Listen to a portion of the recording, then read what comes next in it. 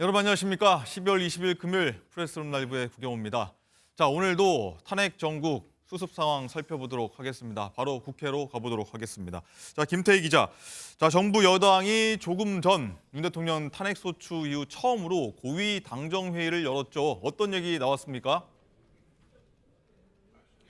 네, 윤석열 대통령의 탄핵소추안 가결로 직무가 정지된 상태에서 열린 첫 고위당정 회의에서 국정 안정 대책을 위한 논의가 오갔습니다. 이 한덕수 권한대행은 모두 발언에서 위기를 극복하고 조속히 국정을 안정시키기 위해 한자리에 모였다고 밝혔습니다. 이 자리에서 한 권한대행은 민생경제 회복을 최우선 국정과제로 삼겠다고 했습니다. 권성동 국민의힘 당대표 권한대행 겸 원내대표는 현재 공석인 국방부와 행정안전부 장관을 조속히 임명해달라고 촉구했습니다. 고위당정에는 한덕수 대통령 권한대행과 관계부처 장관, 여당에서는 권성동 국민의힘 당대표 권한대행과 주요 상임위원장이 참석했습니다. 고위당정협의회는 한동훈 대표 시절인 9월 이후 3개월 만에 열린 건데요. 탄핵 정국 속에서 당정 결속을 통해 여당의 존재감을 부각하려는 행보로 풀이됩니다. 네, 야당 반응도 한번 보겠습니다. 한덕수 권한대행이 어제 양곡관리법 개정안 등 야당이 처리했던 6개 법안에 대해서 거부권을 행사했죠. 오늘 민주당 반응은 여기 대해서 어땠습니까? 네, 이재명 민주당 대표는 한 권한대행의 거부권 행사를 두고 유감스럽다, 거부권 남발이라고 지적했습니다. 그러면서 국민의 뜻에 따라 특검법을 신속히 공포해야 한다고 김건희 여사 특검법 수용을 압박했습니다. 국민의힘을 향해선 수사를 방해하며 내란 동조에 여념이 없다고 직격했습니다. 민주당은 한 권한대행이 또 거부권을 행사하면 탄핵 소추도 검토하겠다는 입장인데요. 민주당은 지금 이 시각 비상의원총회를 열고 한덕수 권한대행의 탄핵 소추를 논의 중입니다. 민주당 주도의 국회 탄핵소추위원단도 오늘 첫 회의를 개최했습니다. 윤 대통령의 신속한 파면 결정을 받아내겠다고 의지를 밝혔습니다. 지금까지 국회에서 MBN 뉴스 김태희입니다. 네, 들으신 것처럼 한덕수 대행의 권한을 두고서 여야의 갈등이 좀 깊어지고 있는 상황인데, 자, 김태희 기자가 전한 것처럼 현재 윤 대통령 탄핵안 가결 이후 처음 고위 당정 협의회가 열리고 있는데, 자, 윤정 기자 어떤 내용 더 나왔습니까? 네, 고위 당정협의 오늘 오전 8시부터 시작이 돼서 조금 전에 끝난 상황이고요. 이 어떤 얘기 나왔는지 저희가 먼저 모두 발언 준비해봤습니다. 영상으로 확인하시죠. 최근에 어려움의 과정에서 고통을 겪고 있는 취약계층에 대해서 민생경제 회복을 위한 총력을 다하도록 하겠습니다. 국내외적으로 대단히 어려운 시기이지만 정부는 당과 함께 흔들림 없는 국정 운영과 국민의 일상 회복을 위해 전력을 다하겠습니다. 대통령 권한대행의 권한 행사 범위에 대해 여러 의견이 있지만 그 기준은 어디까지나 헌정수호가 되어야 합니다. 특히 국방과 치안은 국가를 지탱하는 기본적 질서로서 헌정수호의 토대라고 할 수 있습니다. 그러므로 국방부 장관과 행안부 장관에 대한 임명이 시급합니다.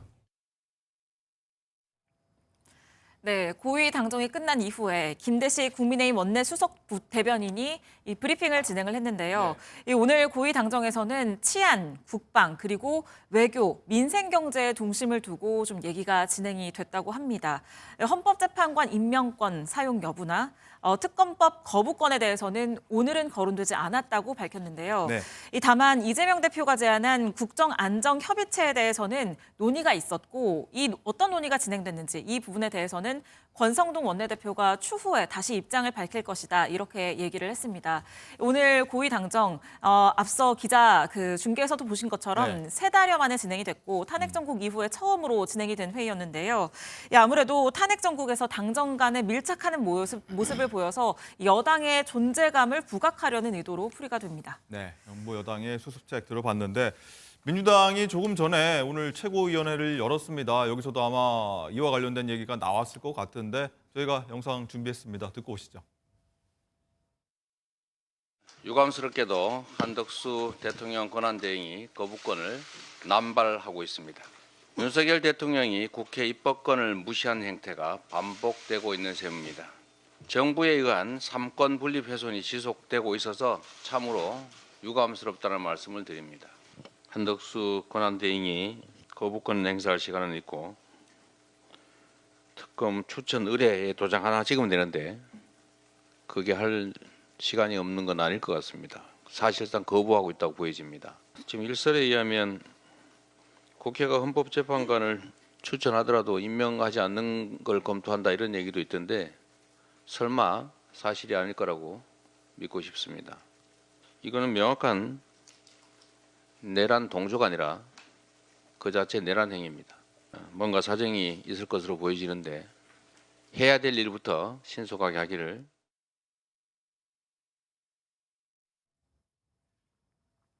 네. 자, 강성필 대변인. 네.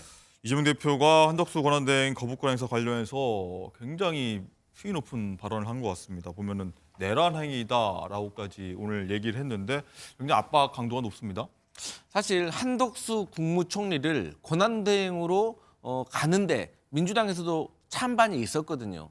그런데 이재명 대표가 결단을 내린 거예요. 왜? 지금의 현재 국정이 너무 혼란스럽고 경제 사정도 안 좋고 해외 신임도 떨어지고 환율도 오르고 또 다른 나라는 트럼프 2기 행정부에 대해서 지금 대응을 하고 있는데 저희 한국은 아무것도 할 수 없는 이런 공백 상황을 메꾸기 위해서 네. 한덕수 국무총리가 내란 행위에 대한 어떤 피의자 신분임에도 불구하고 민주당에서 결단을 내린 건데 이런 양곡관리법 등과 관련돼 가지고 거부권을 행사하고 또 이해 모자라 가지고 혹여라도 헌법재판관 임명도 못하겠다 이런 식으로 한다면 그야말로 내란 동조가 아니라 내란죄인 거죠. 그렇기 때문에 민주당에서는 일단은 최우선 과제는 지금의 상황을 정리하기 위해서 탄핵 절차에 들어가 있고 탄핵 심판이 제대로 될 수 있도록 헌법재판소를 정상화시키는 것이 지금 최우선의 목표이기 때문에 이재명 대표가 결단을 내린 것을 한덕수 권한대행이 반드시 잘 이해해야 될 것이다 이런 말인 겁니다. 네. 거부권을 계속 행사하면 이건 내란 행위다라고 이재명 대표가 못을 받고 압박을 하고 있는데 자, 서정욱 변호사님, 앞으로 중요한 게 있지 않습니까? 쟁점이 되는 부분. 김건희 여사 특검법, 내란 특검법이 남았는데 이 두 법안 처리를 앞두고 거부권 행사하지 말도록 하는 압박 강도를 높이고 있다. 이렇게도 해석이 될 수 있을 것 같아요. 아무데나인데 이거 아무데나게 내란이란 말을 쓰면 안 돼요. 그러면 이제 뭐 국회가 감사원장을 탄핵해서 이게 감사원이 마비가 되면 그럼 국회도 내란입니까? 제 말은 이게 그 한덕수 총리도 내란 아니고 윤 대통령도 내란 아니고 국회도 내란 아니에요. 아무데나 이게 내란 갖다 붙이면 안 됩니다. 내란은 이게 어마무시한 죄예요. 자, 그다음에 이거 한덕수 총리는요. 허수아비가 아니에요. 본인은 이제 그 대통령 권한 대행입니다. 네. 아마 본인의 판단하에 저는 거부권을 다 할 걸로 봐요. 왜 그러냐면 이게 김건희 여사 특검법 있죠. 똑같은 게 네 번째 오잖아요. 이런 게 스토커식의 법을 만들면 안 됩니다. 한 번 하면 이게 끝이지. 될 때까지 4번, 5번, 6번 이런 식으로 이게 입법권 남용하면 안 된단 말이에요. 따라서 그것도 이게 아마 거부권 할 거고요. 그다음에 이거 내란 특검법 이것도 이게 말도 안 되는 내란 단정하고 수사하겠다는 거 아닙니까? 이것도 이게 당연히 저는 거부권 한다 이렇게 보고요. 근데 문제는 민주당이 방법이 없을 거예요. 민주당이 쓰는 게 겁주는 게 한덕수 총리 우리말 안 들으면 탄핵할 수 있어? 이거 아닙니까? 그럼 이게 총리하고 권한대행은 틀려요. 권한대행은 이제 탄핵하려면 3분의 2, 200석이 필요한데 국민의힘 8석이 이탈이 있을까요? 저는 제가 보기에 그 탄핵 요건에 다툼이 있거든요. 네. 근데 2016년에 국회 입법조사처에서 권한대행은 이게 대통령처럼 200석이다. 이게 국회 현재까지 유권 해석입니다. 입법조사처 해석이에요. 유권 해석이라기보다 국회 공식 입법조사처 해석이다. 이 말씀 분명히 드리고요. 네. 근데 문제는 한덕수 총리 탄핵하면요. 헌재 재판관 3명은 누가 임명하죠? 그게 더 중요한 거 아닙니까? 지금 여기 권한 대행까지 탄핵해서 직무 정지시켜 나면 헌재 마비됩니다. 지금은 이제 이진숙 위원장 가처분 때문에 6인 심리 억지로 이것도 논란이 많아요. 그럼 민주당도 이럴지도 못하고 저럴지도 못할 것이다는 판단이신가요? 헌재 재판관 임명 안 하면 그럼 여기 탄핵해버리면 그 재판관 헌재 마비되면 대통령 심리가 안 되잖아요. 그럼 이게 민주당 어떻게 그걸 해결하죠? 따라서 이게 저는 민주당이 그리고 여론 때문에도 한덕수 총리 탄핵은 힘들 거예요. 네. 권한대행 탄핵 얘기 잠깐 더 해보면은 이 사실 전례가 없는 일이라서 뭐 여야가 서로 다른 주장을 내세우고 있습니다. 소 변호사는 잠깐 정리해 주셨지만 윤정 기자 여기 대해서 쟁점 좀 설명 좀 해주시죠.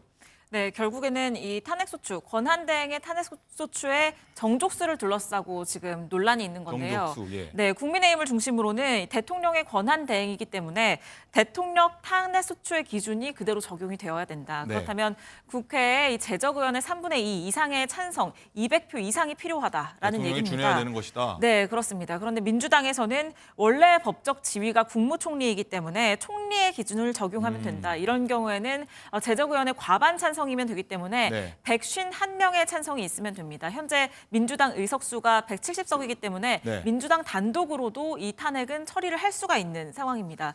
그런데 앞서서 이 말씀을 하신 것처럼 박근혜 전 대통령 탄핵 정국에서도 이 당시 황교안 대통령 권한대행에 대한 이 야당의 탄핵 추진이 있었습니다. 네. 이때 국회 입법조사처가 이런 유권 해석을 내놨습니다.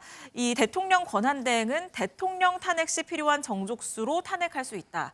그러니까 200명 이상의 찬성이 필요하다라는 네. 것이고요. 결국에는 이렇게 된다면 국민의힘에서 8표 이상의 이탈표가 또다시 나와야지 이 국무총리 권한대행에 대한 이 탄핵 소추안이 가결이 될 수 있을 것으로 보이는데요. 네. 다만 이런 점들 때문에 이 민주당에서는 지금 권한대행이었을 때의 요건이 아니라 네. 한덕수 국무총리가 국무총리 시절이었던 그 권한대행 이전에 이를 문제로 이 탄핵을 추진하는 이러한 방안도 지금 논의가 좀 되고 있는 것으로 전해집니다. 네, 민주당 입장 바로 한번 들어보죠. 강성필 대변인 어떻게 보십니까? 지금 총리로 봐야 됩니까? 총리 시절로 봐야 됩니까? 지금 권한대행인 대통령 권한대행인데 총리 꼴로 봐야 됩니까? 설명을 잘 해주셨는데 네. 아니 지금 한덕수 권한대행을 저희가 탄핵을 하겠다는 게 아니에요.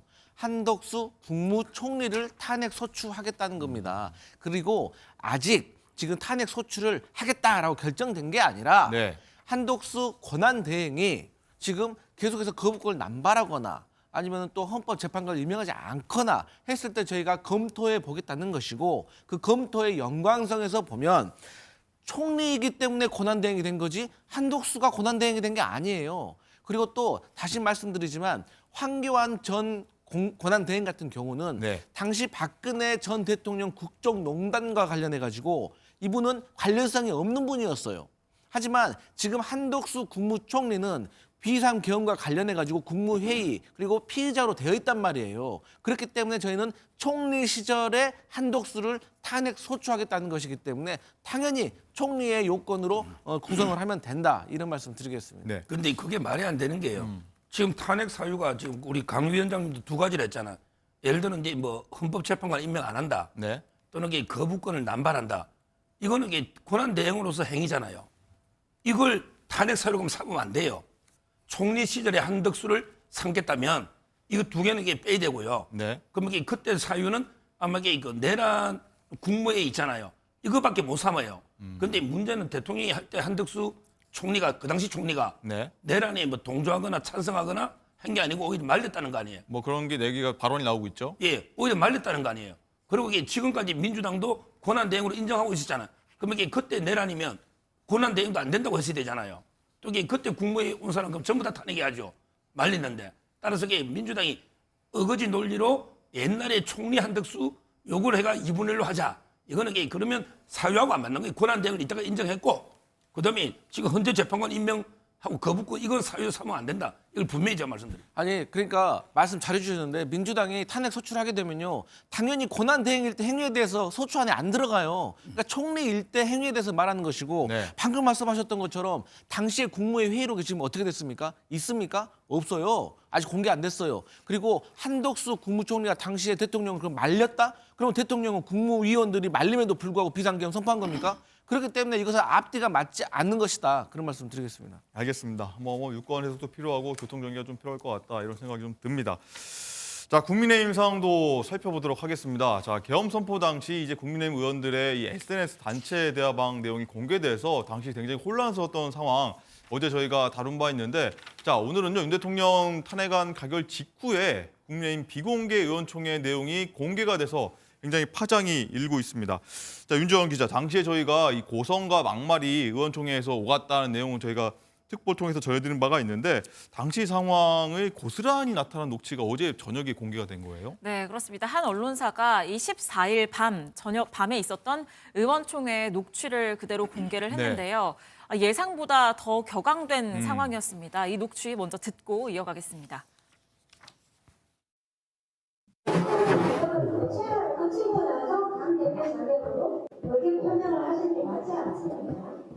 위축이라든가 이런 차원에 있다는 것이 아니고 당대표로서의 의견을 뺀 전남 한동훈 대표님이 더 이상 당대표로 수행하는 것은 불가했다고 지정자가 생각합니다. 그래서 이 자리에서 그만 주셔야 된다고 생각합니다. 이 구역은 아주 오래전부터 해왔습니다. 누구 때문입니까? 비상계엄은 제가 한 게 아닙니다.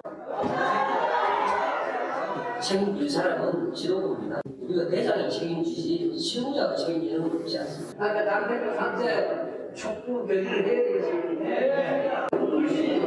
저희가 이게 지금 다 같이 모여서 당대표에게 끝까지 분신하는 모습까지 국민들에게 보여야겠습니까? 분풀이죠. 저런 거 갖다 분당하게 보내주겠니? 윤석열은 지금 되게 찌른 거야. 네, 지금 보신 것처럼 친윤계 의원이 한동훈 전 대표를 향해서 당대표를 사퇴하라 이렇게 네. 요구를 하자 한 전 대표 비상계엄을 제가 한 게 아니다라고 굉장히 단호한 어조로 얘기를 했습니다. 네. 예, 그랬더니 고성이 쏟아지기 시작했는데요. 이 고성이 오가면서 일부는 한동훈 전 대표를 향해서 물병을 집어던지기도 했다고 합니다. 친윤계 의원들은 탄핵 그 투표에서 찬성, 기권, 무효표를 던진 23인을 색출하는 것에는 반대를 하면서도 한동훈 전 대표에 대해서는 사퇴 압박을 이어갔고요. 한 전 대표가 사퇴하지 않겠다는 의사를 계속해서 고수하자 지금 녹취의 마지막 부분에서 들으신 것처럼 욕설이 오가기도 했고 네. 또 한 의원이 저런 X를 이 법무부 장관을 시킨 윤석열은 자기 자신의 눈을 스스로 찌른 것이다. 이런 얘기를 하기도 했습니다. 네, 굉장히 아수라장이었다. 저희가 전한 소식보다 굉장히 아수라장이었고 이 친윤과 친한계 한동훈 전 대표가 떠났지만 봉합이 될까? 이 내용만 듣고 봉합이 될까 하는 걱정까지 드는데 소정욱 변호사님 어떻게 보셨습니까? 이 한 전 대표 보고 놀 XX라는 뭐 욕설까지 했어요. 뭐 아마 이제 서로 흥분하다 보니까 저런 게 나오는데 저는 오히려요. 이게 비공개 의총이죠. 네. 이거를 이거 녹음을 해가지고 언론사에 제보한 이 사람부터 이게 색출해야 된다 봐요. 네. 색출해야 된다. 예, 아주 이게 부적절하다 봐요. 비공개 의총을 다 이게 녹음해서 저 원래 녹음하는 사람 되게 싫어하지만 네. 이거는 이게 의원으로 자격도 없다 봐요. 사실 뭐 거의 전례가 없는 일 같아요. 그러니까 이걸 녹음을 해가지고 동료 의원끼리 이게 무슨 말을 마음껏 하게 비공개 의총이잖아요. 이걸 이게 뭐 언론사에 제보했다 이런 의혹이 있거든요. 이거부터 이게 색출해야 된다 이런 생각이 네. 들고 아마 이제 그때 뭐 흥분된 거는 이게 감정이 워낙 탄핵이라는 엄청난 일이 있다 보니까 네. 좀 이게 감정이 폭발한 거 그런 게 좀 자제 못한 의원들도 이게 좀 자제 문제가 있지만 이건 어느 쪽에서 그러면 유출했다고 봐야 됩니까? 뭐 그거는 이게 상식적으로 판단해 보시면 알지 네. 않겠습니까? 상식적으로 저게 다만 색출해서 이런 거는 이게 해당 행위입니다. 그렇잖아. 비공개 의총을 몰래 녹음해서 이게 제보한다. 이거는 이게 저는 해당 행위로 봐요. 어쨌든 저희가 지금 나갔던 자료 화면은 해당 영상은 아니고 자료 화면으로 보여드렸다는 내용까지 참고를 한번 말씀드리고 자 강성필 대변인 뭐 상대당 입장에서 봤을 때 또 굉장히 혼란스러운 상황일 것 같아요. 굉장히 그리고 국민의 내부 상황이 심각하다. 뭐 현재는 권성동 사령탑으로 일단은 임시 사령탑으로 가고 있는 상황이지만 봉합이 쉽지 않겠다. 생각보다 좀 내용이 크다라는 생각이 들거든요. 그러니까 야당은 대통령을 탄핵하는 상황이고 여당은 당대표를 탄핵하는 상황인 것 같아요. 그런데 제가 참고적으로 알려드리면 비공개든 공개든 간에 당직자들이 녹음합니다. 왜냐하면 속기록을 만들어야 되거든요. 그래서 네. 속기와 녹음을 동시에 하는 것이고 물론 이건 비공개입니다. 근데 국민의힘의 최근의 현상이 뭐냐면 두 가지가 있어요. 첫 번째로는 뭐든 다 공개합니다. 전화든 대화든 다 공개하고 뭐 문자도 다 공개하고 분리하면 그리고 또 잘못했으면 물러나야 되는데 앞으로 내가 더 잘해볼게 라고 이런 식으로 나오는 게 요즘의 국민의힘의 문화인 것 같아요. 그런데 저는요. 저러한 논란들이 있다는 자체가 사실 잘 이해가 안 가요. 왜냐하면 한동훈 대표가 틀린 말 했습니까? 탄핵에 찬성하는 게 잘못된 겁니까? 아니 헌법과 형법에 보면은 명백하게 나와 있잖아요. 아니 헌법에 뭐라고 나와 있습니까?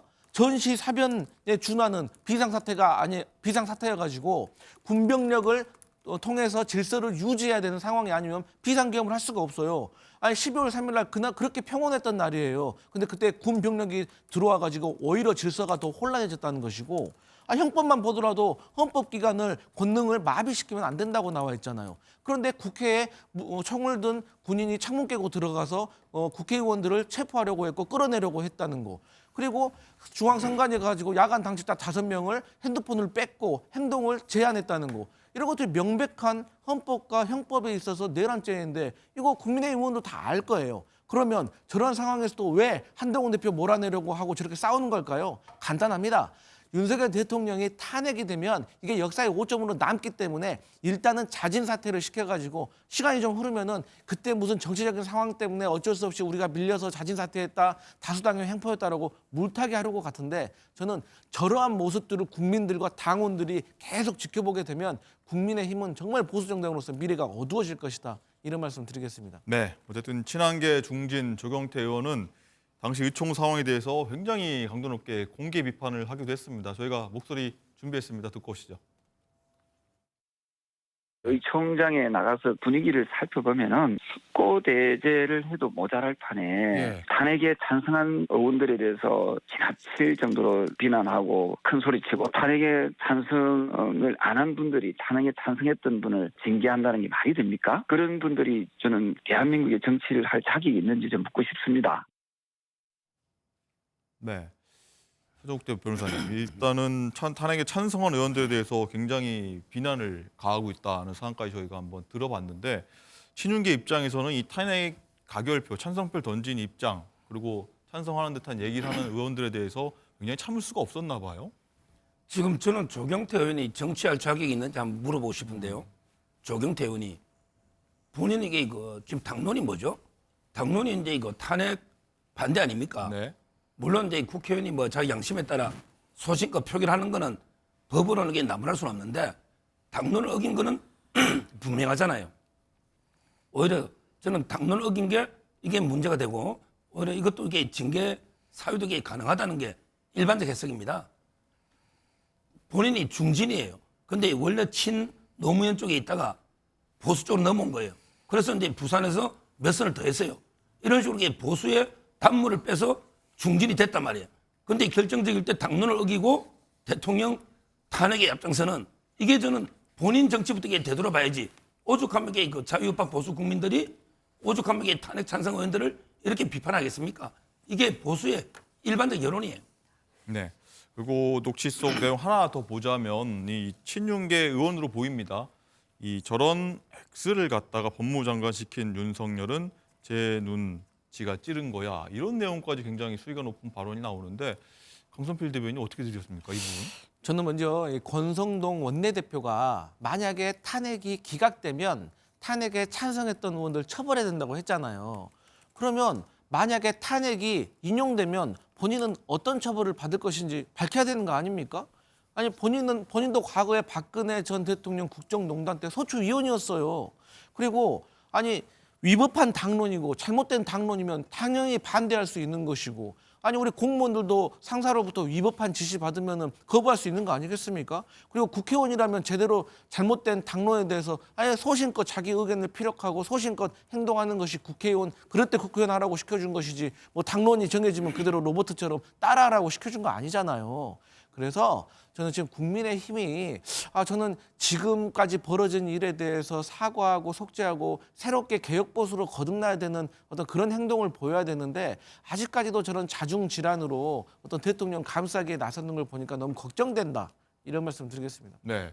지금 화면 보면 또 이준석 전 국민의힘 대표죠. 현재 개혁신당 의원인데 나 쫓아낼 때는 그래도 의총에서 좋은 말씀 해주신 분 중진들이 있었다. 그분들에게 다시 한번 감사한다는 얘기까지 나오고 있는 상황인데 이 부분 어떻게 보셨습니까? 제가 알기로 이준석 대표를 쫓아낸 사람 없어요. 본인이 나갔지. 본인이 나갔습니까? 누가 쫓아냈어요?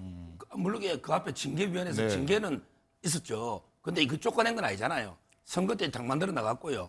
한동훈 대표도 이제 마찬가지죠. 지금 최고위가 본인이 임명했던 장동혁 수석 최고, 그다음에 러닝메이트 했던 진종호 이런 분들이 다 사퇴를 해버렸잖아요. 뭐 상의 없었다는 게 현재까지 내용이죠. 그러니까 제 말은 친한동훈계 의원들까지 다 지도부가 사퇴하면서 자동으로 당원회에서 와야 된 거잖아요. 한동훈 대표를 누가 어떻게 쫓아내요?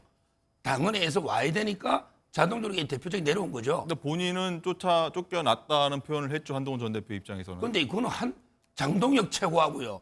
진종호 최고는 본인의 러닝메이트잖아요. 오죽하면 본인 러닝메이트로 최고위원을 같이 된 이분들까지 사퇴해버렸잖아요.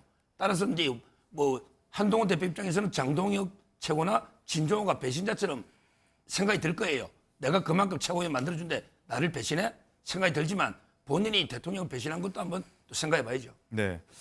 어쨌든 조금 전에 얘기 나왔습니다만 이 윤 대통령 탄핵에 찬성 입장 밝혔던 일부 초재선 의원들 뭐 소장파라고도 하죠. 이들에 대한 굉장히 압박도 굉장히 상당하다 이런 얘기들이 나오고 있다는 겁니다. 윤지원 기자. 네, 탄핵 찬성파에 대해서는 국회에서 마주치면 악수를 거부하는 일은 물론이고요. 네. 심한 경우에는 가까이 와서 배신자라고 속삭이고 가는 경우도 있다고 같은 당 네, 의원인데. 전해집니다. 또 의원들 사이에서는 이 따돌림의 대상이 될 수 있다라는 압박 때문에 이 쇄신의 목소리를 내기 어려운 상황이다라는 얘기가 전해지는데요. 심지어는 탄핵 찬성파뿐 아니라 계엄 해제에 찬성한 의원들에 대해서도 좀 이런 모습이 지금 포착이 된다고 합니다. 네. 자, 강성필 대변인. 네. 일단은 국회에 굉장히 뭐 보좌관 생활도 오래 했고 당적을 오래 하고 있을 텐데 이런 상황을 본 적이 있습니까? 당 내에서. 아니 사실 그 어느 정당이나 주류와 비주류 간의 갈등은 있었습니다. 네. 근데 이제 보통 이게 총선을 앞두고 이제 공천과 관련해 가지고 갈등이 고조되는 건 봤는데 그렇겠죠. 예. 이것은 대통령 탄핵을 앞두고 지금 같이 손을 맞잡고 어깨동무하고 국민 앞에 석고 대제를 해야 되는 상황에서 길 가고 있는 다른 어떤 의원에게 귓속으로 이렇게 배신자라고 속삭인다는 거는 정말 이건 그냥 사인 간의 관계에서도 이 정도는 안 하는 것 같은데 네. 결국은 분당으로 가지 않겠습니까? 어. 이미 심리적인 분당은 이루어진 것 같은데 다만 친한계 의원들이 교섭단체를 구성할 수 있는 아직 여력이 없는 것 같아서 아직 한 지붕 두 가족으로 지내고 있는 것 같은데 저는 이런 모습 국민들이 가장 보기 싫어하는 자중질환이다 이런 말씀 네. 드리겠습니다. 소 변호사님. 여당 내 야당 느낌이 지금 드는 것 같아요. 친한계 의원들이. 지금 아까 심리적 분당 얘기했는데 좀 쪼개질 가능성이 있다고 보십니까? 쪼개질 가능성이 없죠. 왜냐하면 이게 그 한동훈 대표가 나가면요 5명도 안 갑니다. 왜 그러냐면 이게 그 초선 비례들은요 나가면 이게 배지가 달아나 버려요. 의미가 없잖아요. 그런데 지역구 의원 중에 뭐 조경태 의원, 김영동 비서장 재판 중에 있죠. 그다음에 뭐 박정훈, 배현진 지금 박정아 의원도 이게 그 사퇴한 거 아닙니까? 따라서 이제 그 5명도 안 되고 그 제가 말한 4명도요. 네. 나가지는 않습니다. 나가면 이게 추워요. 시베리아 벌판입니다. 어디 나가서 이게 뭐 정치 되겠습니까? 아마 한동훈 대표나 그 계보원들은 당에 남아가지고 이게 조기 대선 되면 경선을 통해서 한번 재개해보자. 이런 식으로 이게 비주류로 한번 남아서 당내 투쟁을 할 거 없고요. 뭐 박근혜 전 대통령 탄핵 당시처럼 뭐 그게 쪼개졌던 몇 명이 안 없을 된다. 것이다. 그때는 바른당이 한 40, 50명, 예. 40몇 명 나갔잖아요. 지금 이게 5명이 안 된다니까. 제가 보기 극단적으로 한두 명도 안 될 수 있어요. 따라 나갈 사람이. 따라서 이게 분당 가능성 없고요. 네. 그다음에 이게 뭐 대단하게 엄청나게 배신자 기회되는 게 뭐 대단한 것 같은데요. 제가 강 위원장보다 제가 나이가 많잖아요. 옛날에 그 노무현 대통령 탄핵할 때요. 네. 막 명패 집어 던지고 국회 난장판 됐습니다. 그때 이게 민주당 내에 더 싸움이 심했어요. 노무현 대통령 탄핵. 그땐 더 심했다. 예, 제 기억에. 알겠습니다. 어떻게 정리된지 한번 살펴보도록 하겠고요. 자, 이번엔 윤 대통령 관련 수사 상황 살펴보도록 하겠습니다. 서울중앙지검에 나가 있는 취재기자 연결하도록 하겠습니다. 자, 이혁재 기자. 자, 윤 대통령 측이 어제 입장을 내지 않았었습니까? 뭐 관련해서 여러 말이 나오고 있는데 수사에 어떤 영향을 미칠 것 같습니까? 네, 오늘 오전 공조수사본부가 윤 대통령에 대해 2차 출석 통보를 하면서 윤 대통령 소환 시계가 빨라지고 있는데요. 윤 대통령이 출석해야 하는 날짜는 오는 25일입니다. 어제 윤 대통령 측 석동현 변호사가 변호인단 선임이 늦어져 출석을 못했다고 해명했는데 시간 끌기라는 지적은 피하지 못하고 있는 상황입니다. 석 변호사는 이번 비상계엄 사태를 두고 내란이 아니다라며 국회의원 체포 지시 의혹도 아니라고 선을 그었는데요. 윤 대통령이 국헌을 문란하게 하려 했다는 내란 목적이 있었는지가 수사 쟁점이 될 전망입니다. 비상계엄 당시 윤 대통령의 직접 지시 정황들에 대한 분석도 필요해 보이는데요. 공조본이 윤 대통령을 수사하려면 검찰의 수사 기록을 확인해야 하는 만큼 기관 간 협력이 얼마나 잘 이루어지는지도 중요해 보입니다. 네, 그리고 이 검찰이 경찰 국가수사본부위원장 휴대전화를 압수한 걸 두고선 수사권 관련해서 이 검찰과 경찰의 갈등이 격화한다 이런 분위기라고요? 네, 어제 검찰이 체포조 동원 의혹과 관련해 공조분의 두 축인 경찰 국가수사본부와 국방부 조사본부에 대한 압수수색을 진행했는데요. 우종수 국수본부장과 윤승영 수사기획조정관 등 경찰 고위 간부의 휴대전화가 압수됐습니다. 공수처가 검찰로부터 윤 대통령 사건을 이첩받기로 결정된 지 하루 만입니다. 검찰은 비상계엄 사태 때 방첩사를 중심으로 국회의원 등 주요 인물들에 대한 체포조가 운영된 의혹에 집중하는 모습입니다. 계엄 사태 당시 방첩사가 경찰과 국방부 조사본부와 주요 인물 체포를 두고 소통한 사실이 드러나고 있는 만큼 검찰의 공조본을 향한 수사는 불가피해 보이는데요. 검찰 수사를 통해 해당 의혹들이 사실로 드러난다면 공조본의 계엄 셀프 수사 비판은 피하기 어려울 것으로 보입니다. 지금까지 검찰 특별수사본부에서 전해드렸습니다. 네, 이혁재 기자가 전한 것처럼 어제 윤 대통령의 40년 지기로 알려진 석동혁 현 변호사가 윤 대통령의 입장을 냈는데, 자, 여러 의혹과 이와 관련한 석동현 변호사의 목소리, 어떤 내용이 쟁점이었는지 한번 듣고 오도록 하겠습니다. 이재명 대표님 있었고 야당 원내대표 있었고, 대통령께서 비와폰으로 빨리 문을 부수고 들어가서 안에 있는 인원들을 끄집어내라. 대통령도 법률가입니다. 뭘 체포를 해라, 뭐 끌어내라 하는 그러한 용어를 쓰신 적은 없는 것으로 없다고 들었습니다. 대통령이 체포 채자도 얘기한 적도 없을 뿐만 아니라 체포하면 어디다가 데려놓겠다는 것입니까? 그런 점을 좀 앞뒤를 좀 생각을 해달라는 것입니다. 네, 들으신 것처럼 윤 대통령 측의 주장, 그리고 그동안 지휘관들이 했던 내용 상당히 좀 배치되는 걸 아마 느끼셨을 것 같은데, 윤정 기자 하나씩 볼게요. 뭐가 맞고 뭐가 틀린 겁니까? 네, 석동현 변호사는 윤 대통령과 직접 얘기를 나눴다라면서 체포의 채자도 얘기를 한 적이 없다라고 했지만, 네, 말씀하신 대로 이 계엄과 관련된 지휘관들은 이 국회 증언 그리고 이 검찰 진술 등에서 전혀 다른 이야기를 하고 있습니다. 먼저 앞서 영상으로도 확인을 하신 것처럼 이 곽종근 특전사령관은 의결 정족수가 아직 다 안 채워진 것 같다. 빨리 문을 부수고 들어가서 안에 있는 인원들을 끄집어내라라는 대통령의 지시를 받았다고 했고요. 네. 이진우 수도방위사령관도 왜 의원들을 끌어내지 못하느냐라는 지시를 받았다고 진술을 했습니다. 이 조주호 경찰청장 역시 이 12월 3일 밤 11시부터 계엄이 해제된 다음 날 새벽 1시 사이에 윤 대통령이 6차례 전화해서 국회의원 체포 명령을 내렸다라고 진술을 했는데, 이 석동현 변호사의 발언은 이걸 모두 부정하는 발언입니다. 네. 그렇기 때문에 이게 그 내란 수사를 통해서 밝혀져야 할 부분들로 보이고요. 다만 비와폰의 경우에는 통화 녹취가 어렵기 때문에 이 부분을 구체적으로 증명해내는 데는 좀 어려움이 있을 수도 있을 것으로 보입니다. 이 석동현 변호사에게도 기자들이 어제 이 계엄군 지휘부 등이 거짓말을 하는 것이냐, 전혀 말이 다른데 거짓말을 하는 거냐, 이렇게 얘기를 했더니 석동현 변호사, 나중에 변호인단이 구성되면 그때 이야기를 하겠다라고 얘기를 했습니다. 네. 자, 한쪽은 거짓말을 하는 거냐, 아니면 뭐 한쪽에서 기억에 좀 왜곡이 있는 거냐, 아마 이 부분이 쟁점일 것 같은데, 자, 서 변호사님 먼저 한번 여쭤보겠습니다. 어떻게 봐야 됩니까? 지금 이게 군 사령관들의 진술이요, 제가 보기에 이거 상당히 오염됐다는 의혹도 많아요. 지휘관들이 오염됐다 생각이. 진술이. 왜냐하면 이게 유상범 법사의 간사가요. 네. 어제 폭로한 건데요. 조지호 경찰청장의 변호인 있죠. 네. 노모 변호사죠. 그분이 아마 언론에 흘린 것 중에 판사를 체포해라. 이재명 대표의 위정교사 무죄한 판사 있죠. 네. 김모. 이거는 또 국정원의 홍장원 차장 명단에는 없어요. 그런데 갑자기 나오는데 이게 검찰에서도 이런 게 없었다는 또 해명이거든요. 그러면 이게 그 변호인이 과연 이게 뭘 가지고 이게 이야기했을까? 이런 의혹이 많아요. 따라서 이제 저 특전사 사령관 있죠.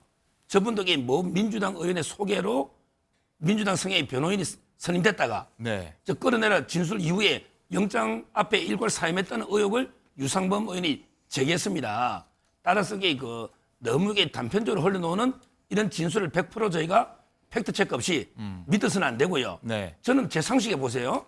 특전사 사령관의 말을 그대로 보자고요. 의결 정족수가 안 됐으니 끌어내라. 이 말은 의결 정족수가 되면 끌어내지 말라는 거잖아요. 의결 정족수가 국회에 모이면 국회가 계엄 해제 요구할 수 있잖아. 이럴 때는 평화롭게 끌어내지 말라는 거 아니에요. 반대해서 가면 의결 정족수가 안 되면 의결 못 하는데 그러니까 끌어내라 했다. 그러면 이게 의결 정족수가 됐으면 대통령 그대로 이게 평화롭게 국회에 두겠다는 거 아니에요. 이게 무슨 내란입니까? 그 말 자체가 앞뒤가 안 맞잖아요. 의결 정족수라는 게. 제 말은 그래서 너무 지금 이게 대통령의 직접 뭐 서명한 이런 게 체포 지시문이나 대통령의 모든 행위는 서류로 합니다. 구두로 하면 이게 말로 한 걸 누가 어떻게 밑에 계엄 군인들이 어떻게 따릅니까? 말로 한 걸. 전부 이게 서류로 하고 또 질서가 있어요. 김용인 장관하고 그다음에 계엄사령관 통해서 그다음에 지휘가 가죠. 대통령이 뭐 직접 전화해서 끌어내는 마라 이렇게 현장 지휘하는 뭐 소방서장처럼 이게 아니다 말이에요. 따라서 이 부분은 이게 상식이 안 맞기 때문에 네. 좀 더 철저한 팩트 체크가 필요한 거예요. 네, 팩트 체크가 필요할 것 같고 일단 강선필 대변인 일단은 민주당에서는 이 윤 대통령이 자기 살려고 부하 지휘관들을 거짓말쟁이로 만들었다 이렇게 주장하고 있더라고요. 사실 그럴 수밖에 없는 것이죠. 그런데 석동현 변호사가 저는 과연 무슨 자격으로 저렇게 기자회견을 하는지 모르겠어요. 본인이 윤석열 대통령의 정식 변호인입니까? 아니잖아요. 지인이라면서요.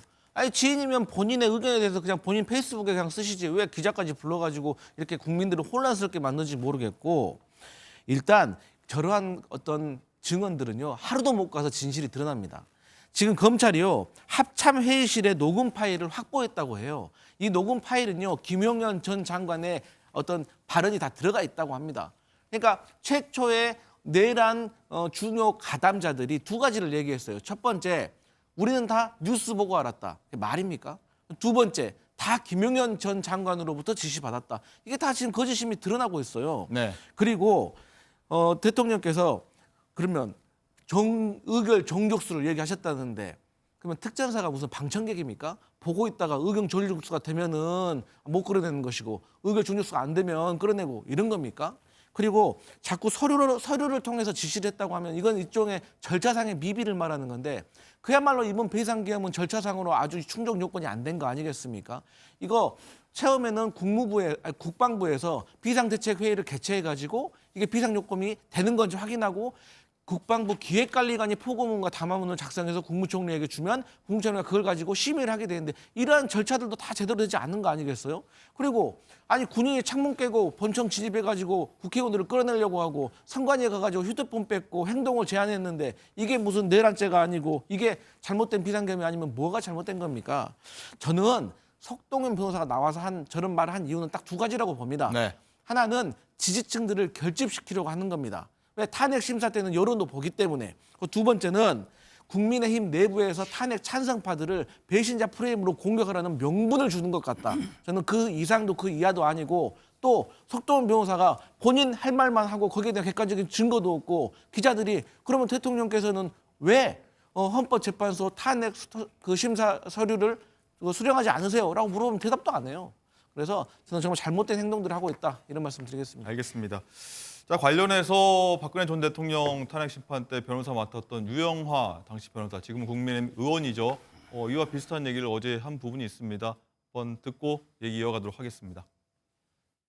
걱정스러운 말씀이 계셨죠. 근데 구체적으로 뭐 이런저런 말씀을 하셨다는 걸 이 자리에서 밝히기는 적절치 않고요. 대통령께서 느끼셨던 것도 있고 앞으로 향후 이제 나라에 대한 걱정, 이런저런 걱정을 많이 하셨습니다. 굳이 수령을 뭐 늦게 하고 안 하고 뭐 이러진 않았던 것 같은데? 저희는 뭐 바로 예. 했습니다. 그래서 뭐 저도 정확한 사실관계는 모르겠고 언론에 나온 것만 보고 있는데 어떤 이유가 있지 않겠나 보고 있고요. 그쪽에서 정식적인 뭐 소환 절차 하면은 저는 예. 당연히 응하실 거라고 보고 있습니다. 네, 8년 전에는 당시 대통령 변호인들이 이런 입장이었다. 저희가 한번 참고차 전해드리려고 한번 목소리 들어봤습니다. 자, 윤정 기자, 윤 대통령 수사 상황 한번 볼 텐데 윤 대통령이 지금 수사기관에 소환 불응하고 있는데 오늘 뭐 공수처가 2차 소환을 검토하고 있다 이런 얘기가 들리더라고요. 네, 그렇습니다. 윤석열 대통령에 대해서 2차 소환을 통보한 상황입니다. 이 소환일은 25일, 다음 주 수요일 오전 10시 이 정부 과천청사 공수처 검사실로 출석하라라고. 크리스마스 때네요. 네, 그렇습니다. 공교롭게도 그런데요. 이 공조부는 윤 대통령 관저 그리고 대통령 총무비서관실, 부속실 이렇게 세 곳에 특급 우편과 이 전자 공문으로 출석 요구서를 보낸 상황입니다. 이 앞서서 윤석열 대통령 18일에도 출석해서 조사받으라고 통보를 받았지만 네. 수령을 거부했고 출석 요구에 불응했습니다. 또 변호인단이 아직 꾸려지지 않았다라는 이유를 들기도 했는데요. 윤석열 대통령 현재 이 김홍일 전 방통위원장 그리고 윤곽근 전 대구고검장 등이 변호인단에 참여할 것으로 알려지기는 했습니다만 정식 선임계는 내지 않았다고 어제 석동현 변호사가 밝히기도 했거든요. 네. 변호인단이 아직 구성이 되지 않았기 때문에 다음 주 소환 조사에는 응할 수 있을지 그것도 아직은 불투명해 보입니다. 그리고 조금 전에 들어온 속보에 따르면요, 이 경찰 특별수사단이 한덕수 국무총리를 비롯해서 비상계엄 발령 당시 국무회의 참석자 그리고 배석자 12명 가운데 9명에 대한 1차 조사를 마쳤다고 밝혔습니다. 네. 이 한덕수 국무총리에 대해서도 대면 조사를 진행을 했다고 밝혔는데요. 한덕수 국무총리 피의자인 것으로 지금 전해집니다. 그리고 가까운 시일 내에 2차 조사도 실시하겠다는 입장입니다. 네, 알겠습니다. 자, 마지막 저희가 다룰 주제는요, 이겁니다. 최근에 박지원 민주당 의원이 한 방송에서 이런 얘기를 했다고 합니다. 시중에 김건희 여사가 역술인 말을 듣고 계엄을 했다는 소문까지 나오고 있다. 이런 발언을 해서 또 파장이 일고 있는데, 자, 서 변호사님, 아마 이 내용은 좀 잘 아실 것 같은데 윤 대통령이 김건희 여사에게 얘기를 안 하고 계엄을 했다, 뭐 상의를 하고 했다, 뭐 이런 얘기 나오는 것 같습니다. 어떻게 보십니까, 이거? 뭐 제가 이제 김건희 여사나 네. 대통령하고 이게 직접 통화해서 물어본 건 아니라는 걸 제가 분명히 말씀드리고요. 예. 그리고 이제 그 주변을 취재를 해보니 네. 이제 그 김건희 여사는 잘 몰랐대요. 실제 계엄이 이제 그만큼 보안이 중요한 거 아닙니까? 대통령이 보안을 많이 철저히 했다. 예. 그래서 이제 그 국무위원들도 전혀 몰랐고요. 그다음에 그 수석 비서관이나 이분들께 전혀 몰랐다는 거죠. 아마 이제 그 김용현 장관이나 극소수만 알았을 거고요. 뭐 저는 제가 들은 바로는 그 김건희 여사도 사전에 이거 몰랐다. 이게 제가 취재한 내용입니다. 네. 어쨌든 과거에 윤 대통령이 이 부분에 대해서 김건희 여사에 대해서도 뭐 어느 일정 부분은 뭐 조언을 듣고 있다. 과거 유경수 여사도 그랬다 하는 부분이 있습니다. 한번 저희가 목소리 한번 준비했습니다. 듣고 오시죠. 과거에 유경수 여사께서도 청와대 야당 노릇을 했다고 하시는데 그런 대통령에 대한 아내로서의 이런 조언 같은 것들을 마치 국정농단화 시키는 그거는 정말 우리 정치 문화상이나 또 우리 문화적으로도 이건 맞지 않는 거라고 저는 보고요. 네, 윤 대통령이 뭐 가까운 배우자에게 조언을 좀 구할 수 있지만 서 변호사님 말씀 따르면은 이번에 윤 대통령이 계엄 선포할 때는 김건희 여사와 상의하지 않았다고 얘기한 부분입니다. 어떻게 들으셨어요? 저는 개인적으로 누구나 사실 뭐 사주도 보고 뭐 철학도 믿고 뭐 그러지만 네. 공과 사를 구분을 하잖아요. 그것에 맹신하진 않잖아요. 그냥 재미삼아 보는 거고 뭐 좋은 말이라고 새겨 듣는 거지. 그걸 생활의 일상에서 또 특히나 대통령으로서 국정에 그런 것을 반영한다면 그야말로 국민의 불행이겠죠. 그래서 저는 정말로 박지원 의원의 어떤 예측이 아니길 바라는 국민의 한 사람이고요. 그런데 문제는 뭐냐? 이런 것들이 나중에 시간이 지나면 밝혀질 수도 있다는 거죠. 그래서 하지만 객관적으로 밝혀질 때까지는 조금 저희가 좀 신중해야 된다. 이런 말씀을 드리고 싶은데 근데 대통령이 후보 시절부터 손바닥에 왕자 쓰고 나오셨잖아요. 그때도 뭐라고 하셨습니까? 길 가다가 뭐 할머니가 뭐 잘 되라고 써주셨다고 했는데 또 그와 관련해가지고도 당시에 있던 소행 대변인들 이런 분들의 또 그냥 방송들이 흘러나오면 사실 의심적인 부분이 많아요. 이 정부 들어서 다른 정부와 다르게 이런 말 있잖아요. 건진이 가니까 천공이 오고 천공 가니까 명태균이 왔다고. 그래서 이러한 것들이 사실 근거가 확인되진 않았지만 정말 이런 거에 있어서 정말 국민들이 걱정과 우려가 크다. 이런 걸 좀 알아줬으면 좋겠습니다. 알겠습니다.